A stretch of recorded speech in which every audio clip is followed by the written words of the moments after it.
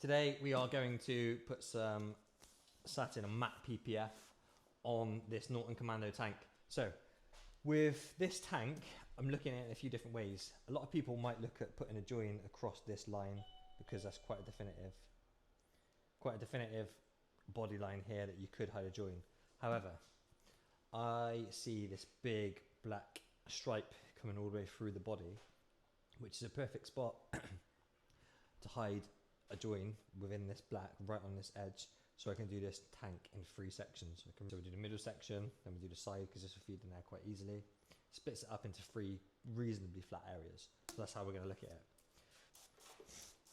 So one other thing to remember with PPF and something like this is I'm going to put tension across this whole body, but that means there's going to be a lot of tension around this fuel cap. So I've got to be wary of that and try not to add too much tension across that. Next up, we've got to get good tension through it. So this is the hardest point. So this is where I'm going to look to start. Now we've got to remember to not have too much tension around this. So rather than pulling all this material from here and adding loads of tension here, I'm actually going to have my hands here and focus on just stretching this out. So I'm pulling this material, just trying to get it to that black line. You can then squeeze this up to there. So we've created another point now, and I've got no tension going around the fuel cap. Straight through here. I'm just going to keep my hands here for a second to help that lock into position. Cool.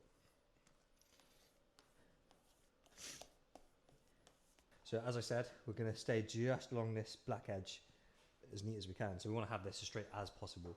This is where practice with your cutting comes into play. Again, I'm just using the weight of the blade.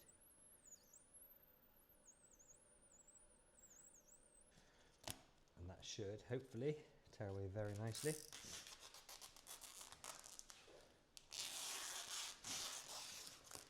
Now you can see already, you can't even tell that there's an edge of PPF there. Right to the edge. Don't go off the edge because you'll cut the paint. I'm going to start from here again. Whenever you're pulling PPF, always tear it away. If I tear it in, there is a chance it could tear into the actual panel itself. Fuel cap, I'm going to trim it slightly bigger first of all. Again, so you can see I'm not actually cutting through the material, just scoring it. Till I get to my last point, and you can go through at an angle